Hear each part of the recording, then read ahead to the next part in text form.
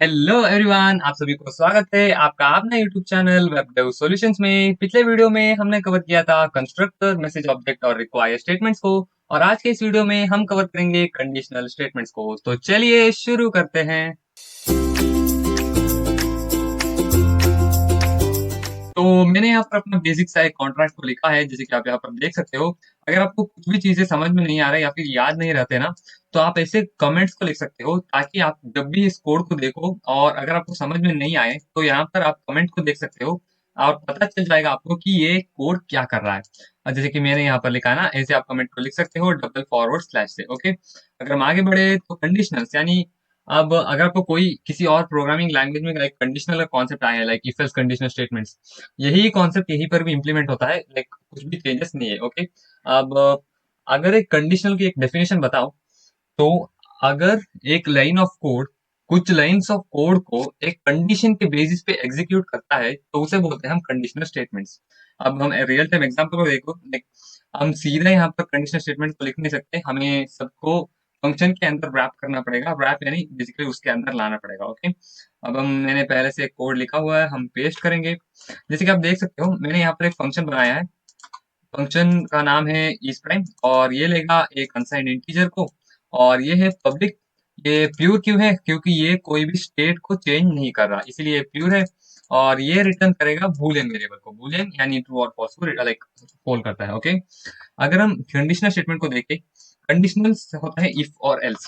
मतलब अगर ये ट्रू हो जाता है तो रिटर्न करो फॉल्स को, अगर एल्स, अगर नहीं ट्रू होता है तो रिटर्न करो ट्रू को। अब नम नम मॉड्यूलस टू ये क्या बता रहा है?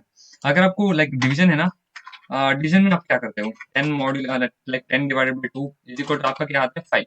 अगर आप डिवाइडेड बाई को मॉड्यूलो करेगा ना, आपको यहाँ पर कोशेंट नहीं मिलेगा, आपको मिलेगा रिमाइंडर। 10 मॉड्यूलस 2 यानी आपको कोशेंट मिलेगा 5, और क्या मिलेगा आपको? रिमाइंडर मिलेगा 0। मॉड्यूलो ऑपरेटर रिमाइंडर को रिटर्न करता है डिवीजन में। ओके, यही पर हमने वही कोड लिखा है। अगर एक नंबर 2 से डिवाइड होता है, 2 से डिवाइड होना का लाइक हम कैसे ट्रैक करेंगे? अगर रिमाइंडर 0 होता है ना, तो लाइक समझ लो कि वो पूरा डिवाइड हो जाता है, लाइक बेसिक सा मैथ से।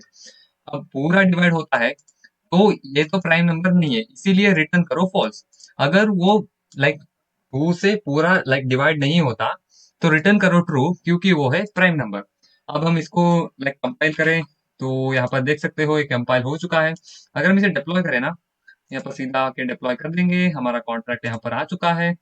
अगर हम देखें इस फ्रेम को, अब 12, अब 12 को यहाँ पर डालें तो हमें रिटर्न हुआ बुल। अगर आपको दिख नहीं रहा तो मैं जूम कर लेता हूँ। ओके, अब आपको दिख रहा होगा, हमें रिटर्न हुआ है फॉल्स। अगर हम क्यों देखें, तो यहाँ पर मैंने यहाँ पर एक कमेंट लगाऊंगा, और 12 मॉड्यूलस 2, अब यही तो है नम अंडरस्कोर नम हमने जो पास किया था 12, और मॉड्यूलस 2 वही कोड यहाँ पर है। 12 मॉड्यूलस 2 क्या है? 12 मॉड्यूलस 2 है 0। अब जैसे कि आप देख सकते हो, ये मॉड्यूलो रिमाइंडर को रिटर्न करता है। अगर वो 0 है तो रिटर्न करो फॉल्स, मतलब वो नंबर प्राइम नहीं है। 12 प्राइम नंबर नहीं है, इसीलिए ये फॉल्स रिटर्न कर रहा है। अगर हम कोई लाइक अगर हम दिखाएं 5 को, प्राइम को लाइक इस प्राइम देके, तो 5 है प्राइम नंबर। ओके, जैसे कि आप देख सकते हो ये रिटर्न कर रहा है ट्रू। अब यही होता है कंडीशनल स्टेटमेंट्स। अगर कुछ लाइंस ऑफ कोड को एक कंडीशन के ऊपर एग्जीक्यूट कर रहा है कुछ लाइन, तो उसे बोलते हैं हम कंडीशनल स्टेटमेंट्स। यहाँ पर सिर्फ इफ एल्स नहीं आते, हमारे पास आता है टर्नरी ऑपरेटर। अब आप इसको ना शॉर्ट करके लिखना है तो आप कैसे लिखोगे? अब ये क्या बता रहा है कि यही सेम चीज है, ये क्वेश्चन मार्क क्या कर रहा है, इफ कंडीशन को बता रहा है।